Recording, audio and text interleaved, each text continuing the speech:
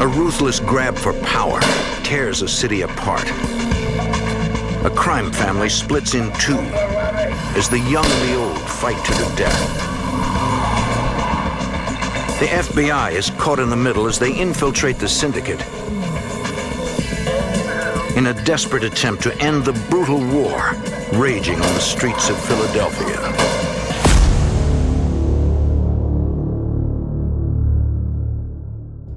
The Philly versus Cleveland mob war was a violent power struggle during the 1970s and 1980s that reshaped organized crime in both cities.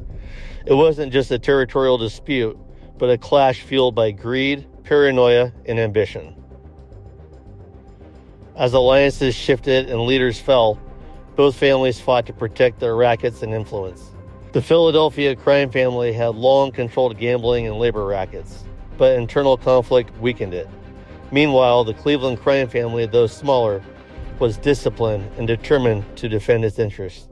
As law enforcement pressure grew and leadership changed, tensions escalated, setting the stage for a bloody and chaotic feud. In Philadelphia, a major turning point came with the death of longtime boss Angelo Bruno in 1980. Bruno had been known as a cautious and diplomatic leader. He preferred quiet profits over public violence and maintained relatively peaceful relations with other families. When he was murdered in a shotgun ambush outside his home, it shattered the fragile stability he had maintained. His loyalty to the Bruno crime family.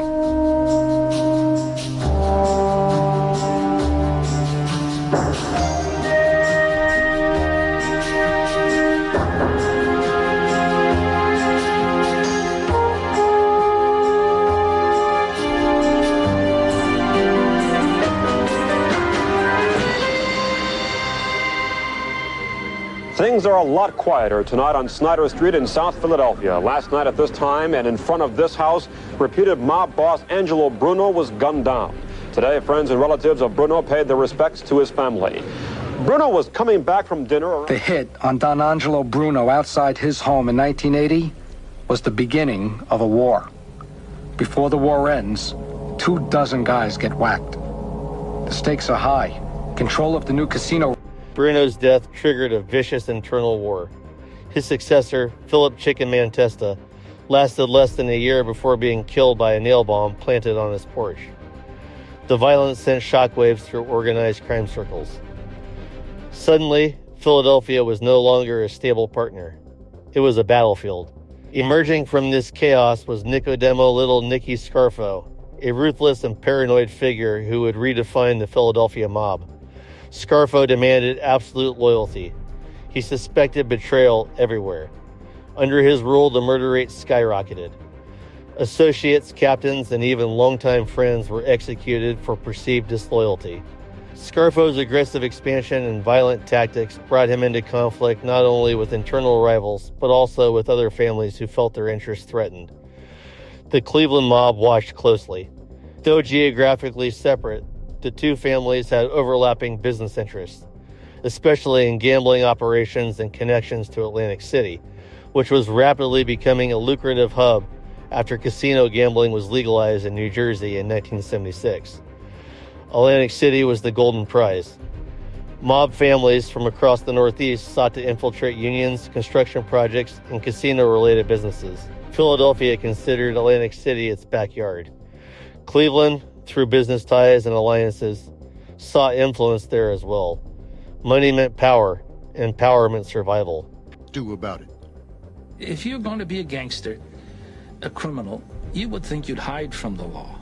Nicky didn't. He was thumbing his nose at everybody. He said, I'm Nicky Scarfo. Pay attention. We should have just got like jackets and said mob on them so that everybody knew and we wouldn't have had to do this stuff. Wars began, and of these three men who took control after Bruno's death, only Scarfo is left. First, I confirm that Mr. Scarfo does not have immunity. But we intend to proceed with the questions, and of course,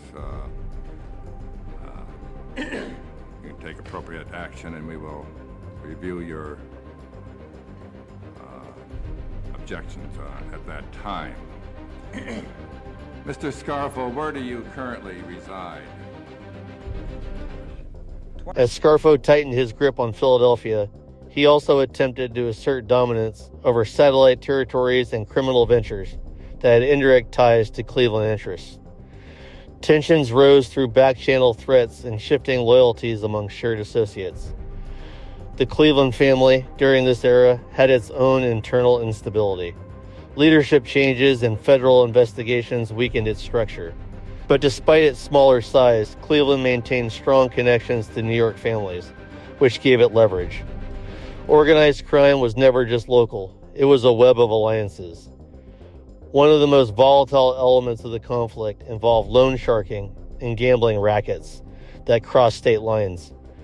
Independent operators often paid tribute to one family while conducting business in another sphere. When Scarfo demanded a larger cut or attempted to take over operations linked to Cleveland associates, resentment turned into hostility. Rounded up today. Trish DeGasperis reports the state's Organized Crime and Racketeering Task Force says the case is important because the people involved are noted for their violence. Authorities say that these men carry out the business in North Jersey for the once powerful Philadelphia-based Scarfo crime family. In an early morning raid conducted at their homes in Bergen, Passaic, and Essex counties, officials arrested a dozen men and confiscated an arsenal of weapons at the various locations: rifles, handguns, even a crossbow. The men are charged with a multitude of offenses: racketeering, loan sharking, arson, drug trafficking, and conspiracy to commit armed robbery and burglary. It's our feeling that this type of joint effort leads to this type of wide-ranging ability for us to prosecute, charge and prosecute these type of individuals. According to officials, there's lots of movement within the Scarfo organization right now because of Scarfo's recent conviction. The situation escalated as informants began cooperating with federal authorities. The 1970 Racketeer Influenced and Corrupt Organizations Act, better known as RICO, gave prosecutors powerful tools to dismantle organized crime. Wiretaps, flip soldiers, and undercover operations exposed secrets that once would have remained buried. Paranoia intensified on both sides. In Philadelphia, Scarfo ordered hits at an alarming rate. Men were lured to meetings and never returned. Some were shot in broad daylight. Others vanished entirely. The message was clear. Defiance meant death. Cleveland responded more cautiously, but it did not back down. There were whispered discussions of retaliation. Violence and organized crime is rarely announced publicly. It unfolds in shadowy parking lots, quiet diners, and late-night phone calls. He portrays himself as a quiet tobacco salesman. Associates from both cities began watching their backs. One of the defining characteristics of this mob war was its indirect nature. Unlike earlier mafia conflicts that involved clear, declared hostilities, this feud simmered beneath the surface. It played out through proxy fights, manipulated alliances, and strategic assassinations rather than open warfare on city streets. Law enforcement pressure only intensified the chaos. As Scarfo's inner circle was infiltrated by informants, federal prosecutors built massive cases against the Philadelphia leadership. Wiretap conversations revealed Scarfo's temper, his suspicions, and his willingness to eliminate anyone he viewed as weak. Meanwhile, Cleveland's mob faced its own prosecutions. Federal agents in Ohio targeted racketeering operations and used cooperating witnesses to map out the family structure. The old code of silence, omerta, was crumbling under the weight of long prison sentences. By the mid-1980s, the violence in Philadelphia had reached such levels that even other mafia families grew concerned. Excessive bloodshed attracted media attention and law enforcement scrutiny. Stability was good for business. Chaos was not. And because he was a true mafioso. I mean, they didn't come any better than him. And I really didn't want to see him go, but, you know, that's the way it was. Out of loyalty to his blood oath, Caravandi follows orders, but Salvi Tester is no easy target. He's understandably nervous. When he used to come around, he used to shake my hand and like sort of feel me down to see if I had a piece. He'd hug me and then with his hand feel me right down to the waist. After months of waiting for a good place and time, Caramondi and his triggerman seized the opportunity in the back room of a candy store on the Italian market. As soon as he turns his back, he gets up and shoots him back of the head. Then when he goes down, he gave him another one. Bang, bang. 2 bullets to the back of the head, and Salvi tested is dead. His body is dumped by the side of a country road in New Jersey.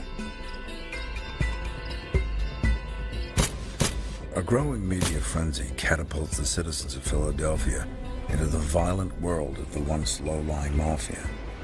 New York's powerful families quietly intervened at times, attempting to mediate disputes and prevent escalation. Organized crime functioned like a corporation in many ways. War disrupted profits. But Scarfo's personality made compromise difficult. He ruled through fear, not diplomacy. In Cleveland, leaders recognized that survival required caution. Rather than launching a full-scale retaliatory campaign, they focused on insulating their operations and strengthening ties with more stable allies. The feud remained tense but controlled, simmering rather than exploding. As federal indictments mounted, the real victor in the conflict became clear: the government. Massive RICO cases in the late 1980s dismantled key leadership figures in both cities. Scarfo was convicted in 1988 and sentenced to decades in prison. His reign of terror ended not with a rival's bullet, but with a judge's gavel. Cleveland's leadership also faced convictions that weakened the organization significantly. Without strong bosses and with many soldiers flipping to avoid life sentences, the traditional mafia structure in both cities began to erode. The Philly versus Cleveland mob war ultimately did not end with a formal truce. It faded as power structures collapsed. What had once been a struggle for control over gambling, unions, and Atlantic City influence became irrelevant in the face of federal crackdowns and changing criminal landscapes. The 1990s ushered in a new era. Street gangs, drug cartels, and decentralized criminal enterprises replaced the old hierarchical mafia families. The flamboyant violence and rigid codes of the past gave way to quieter, more fragmented operations. Looking back, the feud between Philadelphia and Cleveland was as much about internal instability as it was about inner-city rivalry. Leadership transitions, ego, paranoia, and fear created conditions where conflict became inevitable. When strong diplomatic bosses like Bruno were removed, the balance collapsed. In focus this week, the sound of gunfire on the streets of Philadelphia. It is not the kind of street violence that other cities are grappling with. Rather, it's gangsters killing gangsters, as organized crime factions have declared all-out war. Along with the World Series, there's another battle being watched in Philadelphia. It's the latest mob war. 8 shootings so far this year, and the normally peaceful streets of South Philadelphia are bracing for more violence. Mob wars have been a fact of urban life in America's cities for decades. What's different about this one, though, is that the battlefield has changed. The shootings have been out in the open, public places, like the South Philadelphia landmark, the Melrose Diner. In the most recent killing, reputed organized crime associate Frank Baldino was executed in the parking lot of the Melrose while the restaurant was crowded with dinner patrons. The car belonging to these people was sprayed with gunfire. It was like 5 minutes. I was going to be done. I was going to be in the car. You know, I had my mother and my grandmother and her in the back seat, you know. I got a little bit scared. I would have been sitting in the back seat. The war also demonstrated the limitations of mafia power in the modern era. For decades, organized crime families operated with near impunity, protected by silence and intimidation. But technology, federal legislation, and determined prosecutors changed the rules. Yet the legacy of the Philly versus Cleveland mob war still lingers in the collective memory of organized crime history. It represents the last violent gasp of a traditional mafia era in those regions. A time when loyalty was enforced with bullets and power was measured in fear. And perhaps most importantly, illustrates that even in a world governed by secrecy and violence, internal division can be more destructive than any external enemy. The bullets fired in that era echoed far beyond Philadelphia and Cleveland. They signaled the beginning of the end for 2 once feared organizations whose war ultimately consumed themselves.